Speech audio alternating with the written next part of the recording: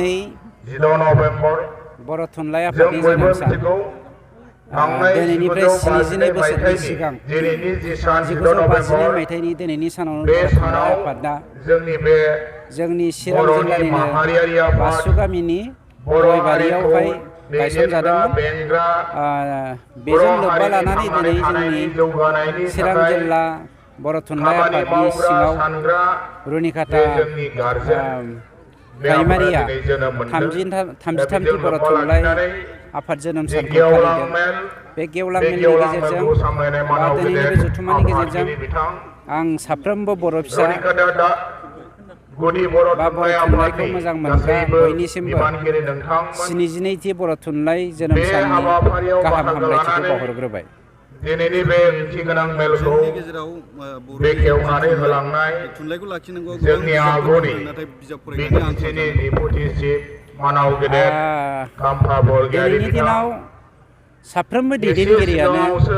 साफ्रोमबो लेखा गोरों सेंग्रा सिख्लायानो साफ्रोमबो बर' हारियानो मिथिगौ बा बुजिनो हमदांनो हादों दे गावनि राव हारिमु थुनलाइखौ फोथांना लाखिनोब्ला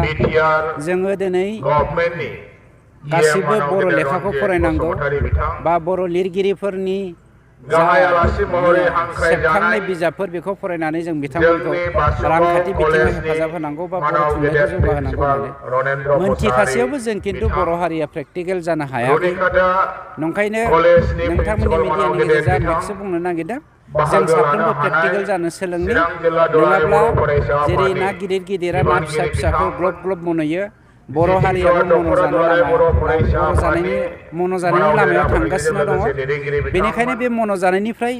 रैखाथि मोननो थाखाय जों साफ्रोमबो बर' फिसायानो बर' थुनलाइखौ सिबिनायजों लोगोसे बर' बिमानि रैसुमै गारांखौ बासायना लाखिनायजों लोगोसे बर' बिमानि आखाइजों दानाय बर'नि हारिमुखौ फोथांना लाखिनायजों लोगोसे